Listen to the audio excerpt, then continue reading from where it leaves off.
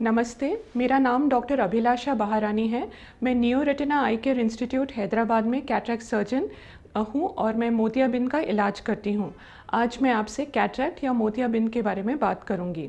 पहले हम जान लेते हैं कि कैटरैक्ट क्या है और ये क्यों आता है। ये हमारी आँख है, ठीक है, ये आँख का लेंस है। ये लेंस नॉर्मली ट्रांसपेरेंट होता है, शीशे की तरह ट्रांसपेरेंट होता है और लाइट को सीधे अंदर जाने देता है। उम्र की वजह से या फिर किसी बीमारी जैसे शुगर, डायबिटीज़ की वजह से या फिर स्मोकिंग की वजह से इसके जो प्रोटीन फाइबर्स हैं वो डीजेनरेट होने लगते हैं और क्लम्प्स बन जाते हैं। अब ये लाइट के लिए ट्रांसपेरेंट नहीं रह जाता है और इसकी वजह से हमारी नज़र धुंधली हो जाती है। अब आपको कैसे पता चलेगा कि आपको कैटरैक्ट है? अगर आपकी नज़र धुंधली हो गई है और स्पेशली अगर आपको डायबिटीज़ है तो आपको आपके आई डॉक्टर के पास चेकअप के लिए जाना चाहिए।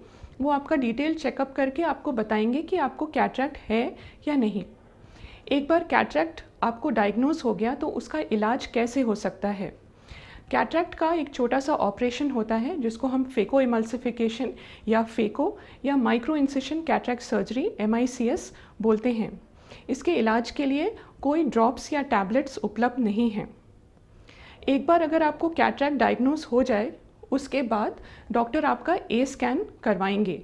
ए स्कैन कुछ नहीं होता है, बस आँख का एक नाप लेते हैं, मेजरमेंट लेते हैं। उससे पता चलता है कि आपकी आँख में किस पावर का इंट्राऑक्यूलर लेंस या फिर IOL फिट होगा। इस स्कैन के बाद आप डॉक्टर से लेंसेज के बारे में डिस्कस कर सकते हैं। मैं डिटेल में लेंसेज के बारे में वीडियो के अंत में बताऊंगी। अभी मैं आपको कैटरैक्ट सर्जरी का प्रोसीजर बताती हूँ। एक बार जब आपका ए स्कैन हो जाता है उसके बाद आपके कुछ ब्लड टेस्ट किए जाएंगे। शुगर टेस्ट, वायरल मार्कर्स और ECG जनरली किया जाता है। अगर टेस्ट आपके नॉर्मल हैं और तो आप कैटरैक्ट सर्जरी की डेट ले सकते हैं। अगर आपके पास हेल्थ इंश्योरेंस है तो कैटरैक्ट सर्जरी हेल्थ इंश्योरेंस में कवर की जाती है। ऑपरेशन के दिन आप सुबह नाश्ता करके हॉस्पिटल आ सकते हैं। सुबह आपको एडमिशन की फॉर्मेलिटीज़ के बाद आपको वार्ड में भर्ती किया जाता है। वहाँ पुतली बड़ी करने के ड्रॉप्स डाले जाते हैं, ब्लड प्रेशर चेक होता है। एक बार पुतली बड़ी हो जाए तो आपको ऑपरेशन थिएटर में शिफ्ट किया जाता है। कैटरैक्ट सर्जरी या MICS phaco generally topical anaesthesia में किया जाता है। इसका मतलब कि आपको आँख में ड्रॉप्स डाल के आपकी आँख सुन्न की जाती है, इंजेक्शन की ज़रूरत नहीं पड़ती है। एक बार आँख को सुन्न करके फेको से ये कैटरैक्ट साफ़ कर दिया जाता है और दूसरा लेंस यहाँ पे फिट कर देते हैं। फिर आपको काला प्रोटेक्टिव चश्मा लगा के वार्ड में भेज दिया जाता है। वार्ड में पोस्ट ऑपरेटिव ड्रॉप्स डाले जाते हैं, वार्ड सिस्टर उसका ध्यान रखती है और 2 घंटे आपको ऑब्जर्वेशन में रख के उसी दिन घर भेज दिया जाता है। कोई पट्टी लगाने की ज़रूरत नहीं है। अगले दिन फिर आपको चेकअप के लिए आना होता है।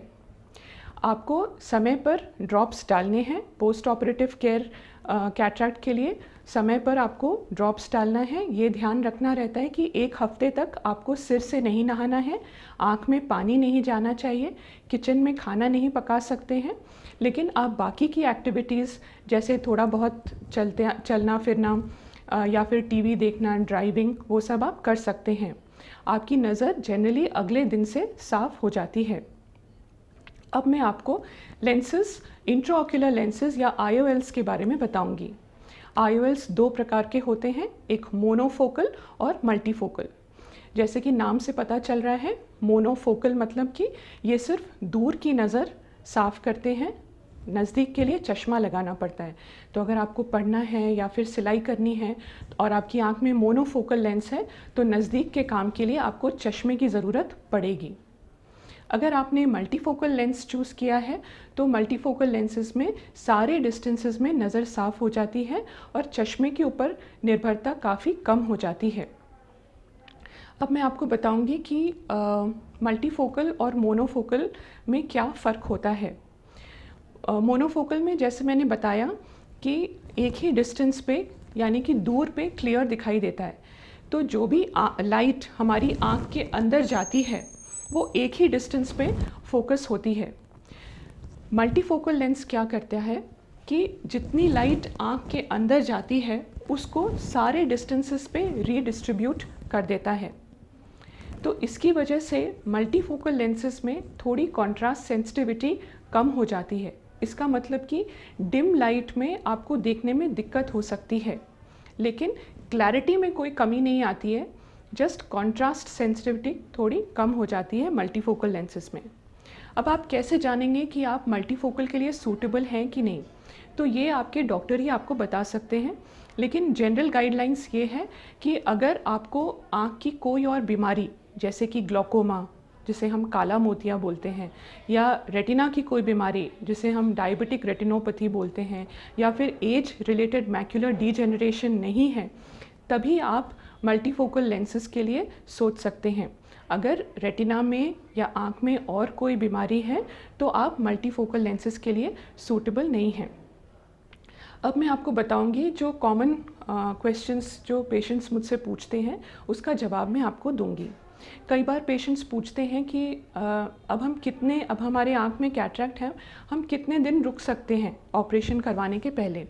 तो उसका जवाब ये है कि एक बार आपका अगर कैटरैक्ट डायग्नोज हो गया है और आपके रोज़मर्रा की ज़िंदगी में आपको दिक्कत आ रही है क्योंकि आपकी नज़र साफ़ नहीं है, तो आपको कैटरैक्ट का ऑपरेशन करा लेना चाहिए। किसी भी बीमारी का अगर समय पे इलाज होता है तो रिस्क कम होते हैं और रिज़ल्ट्स बेहतर होते हैं।